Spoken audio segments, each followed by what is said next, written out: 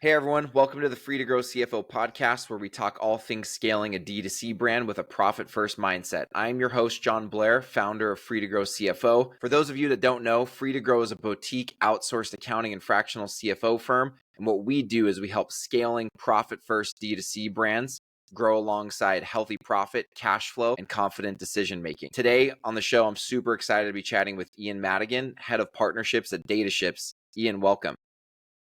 John, great to see you again. Thanks a million for having me on. Delighted to be on the podcast. Absolutely. Today I'm really excited to talk about today's topic because when I met you in Ireland at that e-com event several weeks ago and learned about what you guys are doing over there at your company, Dataships, a light bulb went off that I think the problem you guys solve is something that a lot of D2C brands in the States are not zeroing in on. And so it's, in my opinion, the reason why I wanted to have you come on the show was I think it's kind of a gold mine that some of these brands are sitting on. It's going to be more valuable to some brands than others, depending on the product that they sell. Do they have subscriptions or not? But again, this was a problem that I was aware of, but didn't realize the opportunity for how your product could actually increase profitability of a scaling brand. And so I'm super excited to chat today. For everyone in the audience to understand, what the heck are we talking about today? We're talking about increasing profitability by maximizing post-purchase email opt-in rates.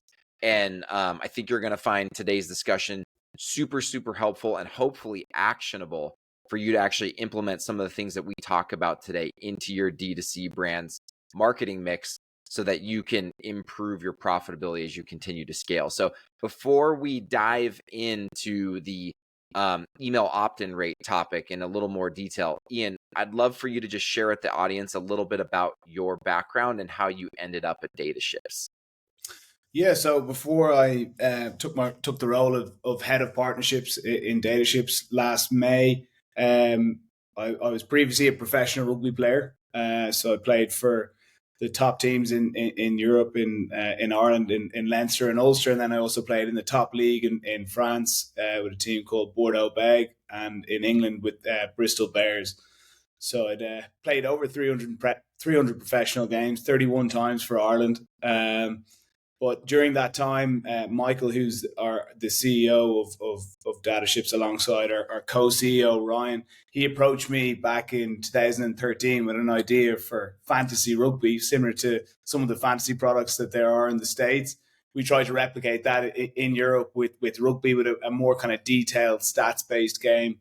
And we had good success with it. We built the game out at its height. We had 200,000 people playing it in Europe, which for less populous countries isn't bad going. Yeah.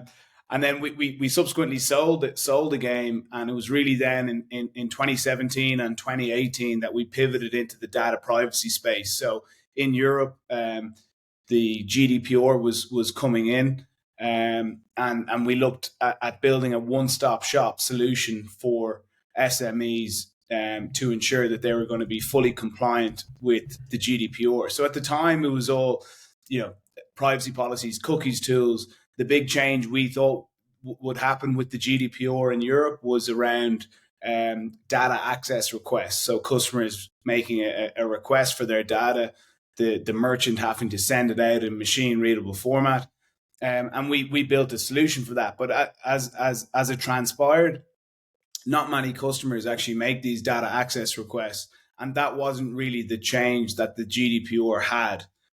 What we found, the GDPR, what it changed was how data is collected. And that's where we pivoted 2 years ago into really more a growth space. And as you touched on at the start of the podcast, profitability. So, our slogan is growth through compliance. So, as we all know, the cost of acquisition is going up with Meta ads being more expensive, Google ads being more expensive, cookie tracking being nothing as effective, especially in Europe, and we can see that coming into the States and Canada now too. So what we want to ensure is that our clients can email and SMS market to as many of their customers as possible. And that's what we call the marketing consent rate. So the marketing consent rate is the percentage of your customers or the people traveling through your website that you're able to email and SMS market to. And in effect, what we're doing is we're presenting the most optimal data privacy laws to the benefit of our clients to ensure as many of their customers are opting in for marketing. Awesome. I love that. So there's a ton to dive in there. I think you gave a really solid overview of like what the problem is out in the marketplace from a data compliance standpoint or data privacy standpoint, and how that provides a roadblock potentially to maximizing, I'm going to say it in simple terms, effectively how many people you can email, right? Or send SMS marketing text messages to. And before we can touch on pretty much every aspect of that overview that you just gave us, but I want to dive in first to chatting a little bit about what you have seen as you guys have been growing Dataships, what you have seen as the kind of biggest knowledge gap out there within the brands that you guys talk to. And to be more specific, when I sat down with you and really understood what Dataships does, a light bulb went off, like I said earlier, that like, man, I don't think a lot of my clients are even thinking about what data privacy laws are doing to actually keep them from growing their email lists and SMS lists to as large as possible. And so I think that a lot of brands are thinking about buying paid ads. They're thinking about just emailing their existing email list, but they're not sitting there thinking about how do we get more people to subscribe through something as seemingly simple as,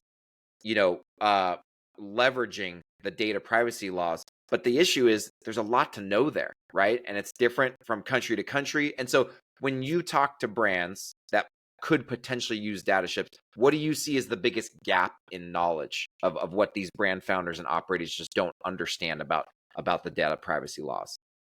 Yeah, great question. And the biggest knowledge gap for me is the misconception around data privacy and how data is collected on Shopify itself. So everyone thinks that for a big platform like Shopify, that they'll present all the different options that data privacy laws around the world will allow. And it was really only when we were asked, probably for, I'd say, the 50th or 60th time by our current clients, how can we gather more data on our customers compliantly, that we dove deeper into the different platforms and Shopify specifically. And we wanted to see, from our own knowledge of the data privacy laws, is Shopify presenting the most optimal options? And what we found is that Shopify gives you two options. You can either have a pre-ticked box, which is fully compliant in the States and Canada, or you can have an unticked box, which is fully compliant across Europe. Now, the two differences with those two options is an unticked box, where the customer would have to tick the box to opt in for marketing, converts at between 20 and 25%. Now, that's compliant across the world. And then the pre-ticked option, which is compliant in the States and Canada, converts at between 40 and 50%, the odd time as high as 60%. But you're still missing out on potentially another 40% in the States and Canada with a pre-tick box. So what we do is we present the most optimal data privacy law, and where we see the knowledge gap is that in the States and Canada, for example, you can rely on implied consent, especially in Canada, where once the customer is purchasing a product, they're effectively opting in for email marketing. In the States, the legal requirement is no consent required, which is effectively the same as Canada, in the sense that once a customer purchases, you're able to email market to them. So we can get an uplift in the States and Canada from 50 or 60% all the way up to generally 98, 99%. And then in Europe, you've got countries like the United Kingdom, France, Ireland, Netherlands, where you can rely on soft opt-in or legitimate interest, where the difference there would be, as opposed to a customer having to tick the box to opt in, they would have to tick the box to opt out.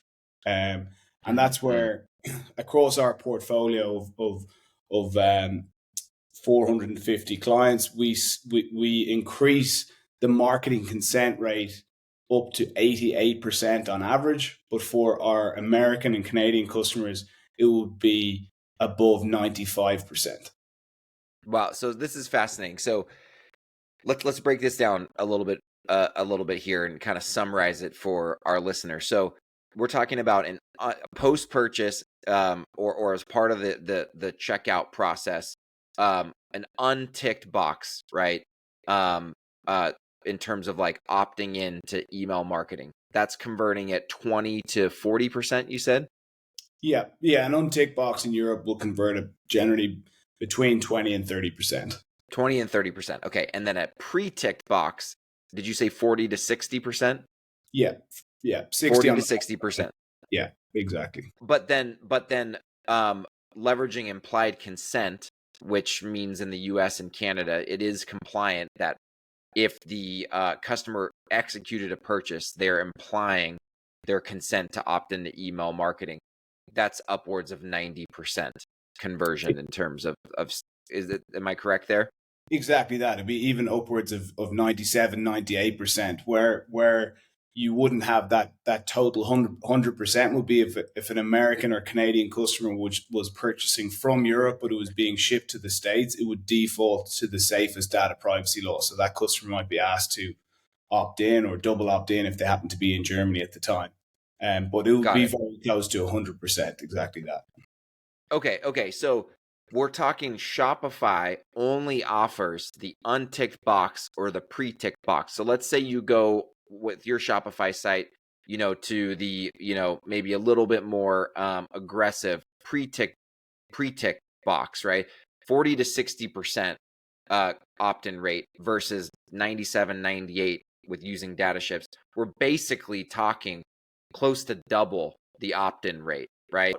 If you think about increasing the profitability of your marketing efforts, like Ian mentioned earlier, in the post iOS 14 world, and seeing CPMs get more and more expensive on Facebook, and Google advertising costs are going up.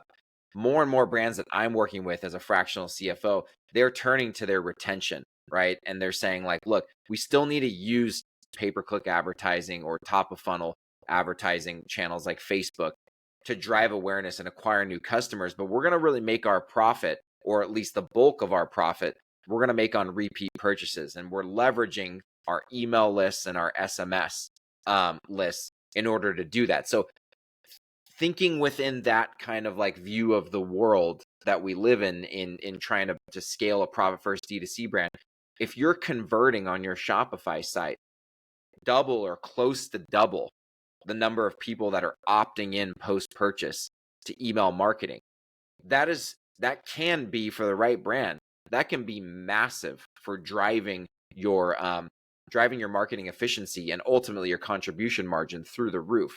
So walk me through a little bit of what are the types of brands, or maybe the types of products, or I don't know if it's subscription versus non-subscription. Like, what are some of the core key characteristics that you see in a brand that really, really benefits financially from using a product like Dataships? Like, so for us, it is wide ranging. The cosmetic space in particular would be one that would work well. Repeat purchase products, not necessarily high AOV, but we would have some clients that are high AOV, and then a wide range of products. But across our portfolio, we would see the most in supplements, cosmetics, footwear, clothing. Pet supplements is a really popular one. And when you were talking about subscription there, where we would be popular would be in trying to in ensuring that for one-off purchasers that they can be marketed to, and then with the goal of turning them into subscribers, as opposed to maybe 1 in 5 or 2 in 5 of those one-off purchasers being marketable, and maybe only 50% of them turning into subscribers. We'd be increasing that to 4 or 5 out of 5 and ensuring then that they're moving on to subscription. But yeah, for really high average order value products, it's not as good a fit because generally the repeat purchases aren't going to be there, or it could take, maybe 3 to 6 months or 12 months for those repeat purchases to happen. But yeah, in those other sectors, it's really powerful. And ultimately, John, if you've 1,000 customers coming through your checkout, and even with a pre-tick box, if you can market to 500 of those, and you're converting, we generally see with email marketing, it's kind of between 5 and 15% would be kind of the market average we'd see. But if you can maintain that 5 or 15%, but increase the number of people you're marketing to close to 1,000, then you're looking at a significant return. Yeah, so I think there's a couple interesting points that we can dive into on that.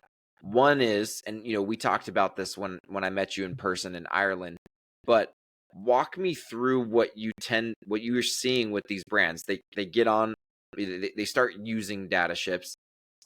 Let's say they've doubled their email opt-in rate from 45 to 90%, right? They were using the pre-tick box before. What do you guys tend to see in terms of two key components? Because I'm sure every brand founder or operator listening to this podcast is going to have these questions. What are you seeing is happening to the conversion rate on email, right? Because a big risk is conversion rate dropping so much that it offsets the additional subscribers. And two, what do you see in terms of unsubscribes over time? Is that 90% that's retained post-purchase or opted in from post-purchase? Are they sticking? What are you guys seeing with the clients that you're serving? Yeah, I think brands are very wary of the unsubscribes, and I think when you promote through a competition or a giveaway, you're going to get people who will sign up for the competition and giveaway, but then once the competition passes and they don't win, they will then unsubscribe, and they're not necessarily valuable data to have. But what's different with our list is because they're actual paying customers, they've gone through the checkout, they're more vested in the brand itself. That when they do get marketed to, it generally sticks, and they're happy to see marketing content from the brand. Obviously, it's over to the brand itself to ensure that they're segmenting well, the timing of their offers is good. If you're sending out poor quality emails, not necessarily good offers or relevant to the person, you will still see a drop off. But what we see is the actual unsubscribe percentage will stay the same as it was pre-Dataships. But because you're having more of your customers actually subscribing to emails, the actual number will go up, but the percentage will stay the same. So if it's 5% of 500, you're looking at 25 unsubscribes. 5% of 1,000, you're looking at 50 unsubscribes. But yeah, we keep a very close eye on that. And ultimately, what we've seen is that customers are still happy to receive marketing information from the brands that they've actually purchased from. Yeah, that's huge, and I think you're bringing up a couple, like, just regardless of whether or not you're using a tool like Dataships, there are just some core tenets of good email marketing, right? That, like, you're going to want to adhere to, like you said, segmenting so that you have some sort of personalization in the email journey, right? Which is hopefully driving relevant information going to each of your email segments, the right offers at the right time. If you've got poor email marketing strategy or tactics, that's going to drive unsubscribes whether you use a Dataships or not, right? And so I do really love how this is tied into post-purchase, because, like you're talking about, they've already voted with their dollars, that customer, right, for a product from this brand. And so this is not about some sort of a gimmicky way to drive email subscribes, like you brought up the giveaway or something of free value. This is about deepening a relationship with a customer that has already transacted with the brand, right? And so it's like it's, in my opinion, from an email marketing standpoint, it's like a high leverage moment, right? Where like you can either kind of lose that customer in terms of like lose their attention, right? And the ability to talk directly to them post-purchase, or you can capture that customer by getting them to opt in. You already have a relationship with them. And so you actually have something already pre-existing to leverage. You're not trying to leverage something from zero to something, right? And so I love that. I want to talk a little bit more about Dataships itself, just so that the audience can kind of wrap their mind around like, okay, I think we've been pretty clear about Shopify currently offers these two options for marketing opt-in post-purchase. It's pre-tick box, untick box, right? One's got a 20 to 30% conversion rate, the other 40 to 60. Dataships has proven to you be able to increase it to 90, as high as 97, 98. Like from a practical standpoint, how exactly does this look to the brand when they want to go get Dataships turned on? How easy or how hard is it to do? Yeah, great question. So I think first off, what we've kind of explained is for brands that are only selling into one region, where Dataships still works, particularly well if you're selling solely into the UK or Ireland. Also for brands that are selling internationally, so they could be selling into multiple different regions, and each of those regions can have different data privacy laws. So, for example, Germany is particularly strict. So, because our widget is geolocated from the IP address, backed up by the shipping address and billing address. And off the back of that, then we're then presenting the most optimal data privacy laws. So, for example, in Germany, it's really strict. You have to use double opt-in. So the customer, if they're purchasing from Berlin in Germany, would have to tick the box to opt in, and then they would have to double opt in via the first email that they'd be sent in Klaviyo.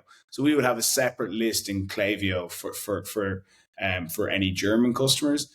They're purchasing from the UK or Ireland or France, then they're being presented with a box where they would have to tick the box to opt out. Purchasing from Canada or the States, then they're being presented with the marketing preferences and a link to the privacy policy, which is still really important for the data privacy regulations. But they will be going straight into a marketable list within Klaviyo. So yeah, the actual dev side of what we do, we're in the Shopify App Store. The installation only takes 3 minutes. It's as simple as giving some access in Klaviyo and copying some script into the checkout page on Shopify, where we're obviously altering what we're doing around the subscribe box. And then for SMS, it's slightly different because the laws vary from state to state in the States itself. So yeah, the implementation on the SMS is maybe about 10 or 15 minutes, but the initial implementation of email is only 3 minutes to get up and running. What's interesting about this, and I think we chatted about this a little bit when I was hanging out with you guys in Ireland.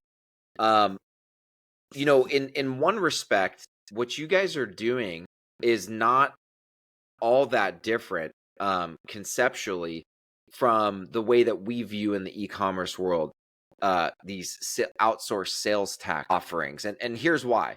Because so like back in the day, in the heyday of like early days of e-com, when I ran accounting and finance departments, we have these sales tax liabilities all over the country, and it's just this huge pain in the ass. So as you scale, you hit nexus in more and more states in the US, and you've got to go set up a corporate tax account and a sales tax account, and every government agency has a different website, or some of them you still have to mail in the application. It's crazy, right? And there's 52 states in the US, and so like part of you, you're pulling your hair out trying to manage this admin nightmare and this compliance nightmare, and like eventually you're like, man, is there some way to just like apply for all 52 states and just like get set up so that this can be done? But then what's the problem? Once you get set up, you have to file the returns all the time, but then even worse, you have to keep up with all the different sales tax law changes in all of those 52 states, which is basically impossible to do if you're a small to mid-size, scrappy, profit-first scaling D2C brand. I look at Dataships and like, yes, the tool that you guys have built from a software standpoint is slick in terms of how like you can just get it set up in the Shopify App Store super easily, right? And it will automatically detect based on the IP address where the purchaser is located, and it will default to what you guys have deemed to be the email opt-in rate that's compliant, but would most maximize consent. But then here's the flip side of that coin. The laws are changing, right? The law, and as a brand, so like the point that I'm making is like, as a brand, you could go set this up on your store if you wanted to start in the US, but then are you going to have a team that's going to go keep up with how these laws and compliance requirements are changing? Absolutely not. You're super crazy busy trying to scale a brand. And then in comes Dataships, and we talked about this a little bit, before the show. Like, you guys have this team who's keeping up to date on the data privacy laws in the different countries that the tool works within. And that's where I liken it back to those sales tax agencies. We now, instead of managing sales tax ourselves, we're using Zamp or Numeral or Avalara, and you're just plugging into them, usually oftentimes through some sort of a software plugin. Sometimes it is a Shopify app, and they're handling all the sales tax backend for you, right? Talk me through a little bit what you guys do at Dataships to, unbeknownst to your clients, they don't have to deal with it. They don't just get this nifty little app that's maximizing on the compliance requirements, and if needed, tweaking your app to make sure that it stays compliant. Walk me through what you guys are doing in the background there, because that's a huge lift that you're taking off of these brands. Yeah, so like first off, like on that point, like my passion doesn't necessarily lie in data privacy, but where my passion lies is very much in ensuring that it doesn't hold businesses back. And that's where like our slogan of growth through compliance, ensuring that if there's a more optimal data privacy law that can be relied on, let's make sure that e-commerce merchants are using it, because they've so many different things to worry about.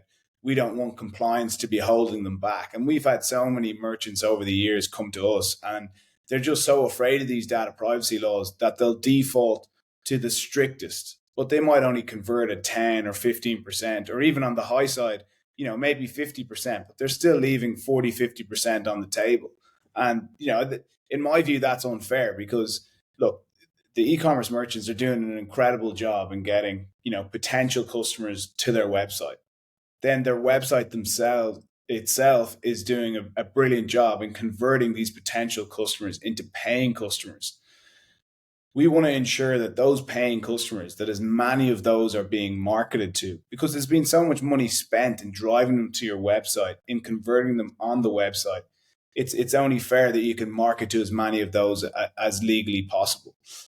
So yeah, from a compliance standpoint, we have our own in-house compliance team, and we've built out a rules engine for 88 countries. So we have the rules built. If we have a client come on and we don't have the rules built for that country, we will ensure that we'll be up to date on the data privacy laws. It usually takes about 2 weeks for a new country to be added. And then we're staying on top of all the new data privacy laws that are coming out. So, for example, in the States at the moment, from state to state, we're seeing different regulations around SMS. So we're ensuring that we're staying on top of those, ensuring compliance, whether it's texting at a certain time in the day may be allowed in one state, but could be prohibited in another. We'd ensure that isn't happening. And then similar with the data privacy laws within Europe and the States, we're seeing that changing, month to month, and we're ensuring that our solution is keeping our merchants up to date and ensuring that they're being compliant. Yeah. So what's interesting about that, the fact that you guys have a compliance team that's staying on top of changes, right? To whether you're talking about state level changes in the U.S. or you're talking about national changes in the US or in other countries. When we tie this back to how a tool like Dataships can help optimize your profitability as you're scaling, there's the obvious subject that we've been talking about, which is, hey, if you're doubling your marketing opt-in rates post-purchase, and you keep your conversion rates and unsubscribe rates about the same, but you've got double the subscribers, obviously that can really make a dent in marketing efficiency and profitability for your brand. But additionally, you don't have to pay the overhead of the internal compliance team that you would need to do this on your own, right? Dataships has that handled. right? They've got the compliance experts internally. So you're improving your marketing efficiency through the marketing opt-in rate maximization, but you're also just you're outsourcing the compliance efforts to a company who is an expert at it, right? And like that's one theme that I see super common that really elite scaling 7, 8, and even 9-figure D2C brands do really, really well is they figure out what their brand and their team is really good at, what their core competency is, and they just stay laser focused on that. And what I tend to see is that the brands, elite brands' core competencies, product development, right? Marketing, customer experience or customer service. Maybe they're very operationally excellent, but you don't find a D2C brand who's crushing it because they're compliance experts, right? Whether you're talking about tax compliance or data privacy compliance or other compliance, that stuff's usually outsourced, as it should be, because they're absolutely super important things that you have to adhere to as you're scaling, but they are not the core things that really set your brand apart in the marketplace, right? Like marketing and product development and customer experience. And so the point that I'm making here is that when it comes to scaling a profit first D2C brand, knowing what overhead activities and costs you should outsource to experts in the field. In this case, we're talking about data privacy, which is super important for a D2C brand. Absolutely make sure that your brand is good at that if you want to optimize profitability over time. So it's kind of like I wasn't even really thinking about this as we were preparing for the show, but you guys kind of have a double whammy in terms of how you can improve profitability. Marketing efficiency should go up, but then at the same time, you're removing this overhead burden of staying compliant. And I think that that's really, really cool. So I want to actually before we move on to a slightly different topic, is there anything that we haven't covered in terms of like GDPR compliance in the US that you just think might be a knowledge gap for the listeners of this podcast? Anything else that you just, think that a D2C brand founder or operator in the US should know that they probably don't know about data privacy laws in the US? Yeah, I think that the biggest one is that a lot of the merchants in the States and Canada, they don't realize how preferential the laws are there. But if they're selling on a platform like Shopify, it doesn't allow them to utilize those different laws, and that's ultimately where we come in. And yeah, one area that I didn't touch on is the actual emails that we unlock. We actually track those emails and we see who has repurchased, and to the value of those repurchases. So that's a key way for us to ensure that we're showing the value of our application. Whereas if those emails weren't deemed valuable and weren't making the repurchases, then our solution falls on its face. So and tied in with that as well, John, is we ensure that we do a 2-week free trial to show a dashboard. Within that dashboard, we'll be able to do a 12-month look back and show what what the merchant's previous or pre-Dataships marketing consent rate was, and then what we've grown it to in that 2-week period. And then we can also show the emails that we've unlocked and the value of those repeat purchases. And then depending on what sector they're in, we can dive into them and show, for example, if they're in cosmetics, we can show them cosmetic examples of the results that you can expect after a month, after 3 months, after 6 months. So yeah, it's a kind of risk-free way of trialing the app and ensuring that they see the value in it. I love that. The risk-free trial is super important. And you showed me the dashboard when we sat down together in Ireland, and it's super helpful for understanding what the impact of turning the app on is. And that way, when I think about, some of the brands that we work with potentially considering using Dataships, like it's really easy for me to bring it up to them because it's not a huge lift, first off, to get it implemented, and it's not a huge risk to test it out and get some analytics from your dashboard on really what is the app doing to improve the opt-in rate, and then ultimately the value of those additional opt-ins over time. So before we close up here, I like to end every episode getting a little bit personal with the guests that are on. And you mentioned earlier that you're a rugby player, which I was actually on the plane coming home from Ireland, and a guy sitting next to me on his way to Dallas. I'm in Austin, Texas. He had an Irish accent, and we were on the connecting flight from Dallas to Austin. I said, "Hey man, are you traveling to Austin from Ireland?" He goes, "Yeah, I am."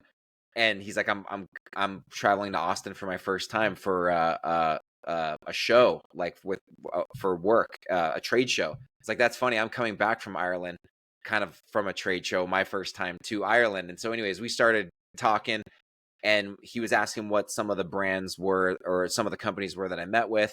And I was telling him, I said, "Oh, and I met with this one guy. He was a rugby player, Ian Madigan." He's like, "Oh, I know Ian Madigan."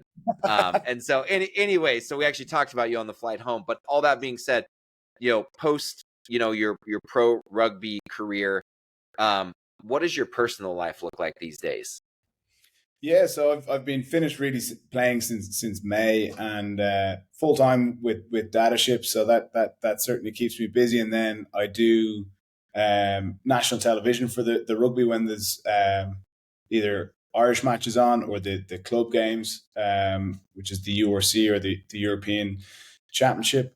And then I'm actually a promoter as well for American college football. So Oh, really? I love it. yeah, so I was over in Florida State back in October for a game there against the Gators, and then I was back down in Dublin this weekend with the Georgia Tech team. So Georgia Tech are hosting Florida State in Dublin in August, and I'm helping Nice. promote that game to ensure that I think there's 30,000 Americans coming over, and it's my job to ensure that there's plenty of Irish people there watching as well. So yeah, there's a good American connection there. And yeah, then I've two Labradors, Black Lab Benji and Fox Red Labrador Freddie. So they're 1 and 3, and they keep me busy. So in my spare time, love going on hikes with them. We've just bought a house, so I can't afford to do anything else other than just walking up the mountain. I love it. I love it. That's cool. I didn't realize your connection to American football. I'm a huge American football fan, college specifically. I'm my huge USC Trojan family, and so we're huge. Been going to USC Trojan games my whole life. Cool. What's something that you're reading or listening to that's really impacted you recently? Being honest with you, I don't read a whole lot, and I used to listen to more podcasts than I have done recently. Part of it is just being busier, and when I find now when I'm in the car, I like to just chill out and listen to some music. But I got to see Bob Marley's movie there Nice. last week, One Love, and obviously it was very sad that he passed away at like 35, 36. I'm 34 now, and I think the movie itself just gave me a really good appreciation for life, and how lucky I am to be fit and healthy, and appreciate the smaller things in life. And yeah, I've been listening to his album Exodus flat out since, and certainly helping chill me out and enjoy the moment more. I love that. I love that. Yeah, I mean, look, at Free to Grow CFO, I say this a lot in our content, but business is much bigger than just making money for our business. Actually, our purpose, the reason we exist, is to build a profitable business that cares for people. And the reason that's our purpose is because to me, business, yeah, we need to be profitable. Profitable is in there, but in service of caring for people and making a difference, right? Like a business should make a difference in the world one way or another. And so that I love it all comes back to this heart that, like, hey, we've got one life to live. It's short, and we're here to enjoy it and make an impact. And so I really, really love that. So before we close here, where can people find some more info on you and Dataships? So I'm on Ian at Dataships, DATASHIPS.io, or our website dataships.io will have plenty of information from implementation, the app store itself, pricing, and more information really around what we do. And yeah, if you want to reach out and have a chat, I'd love to show you the product in more detail.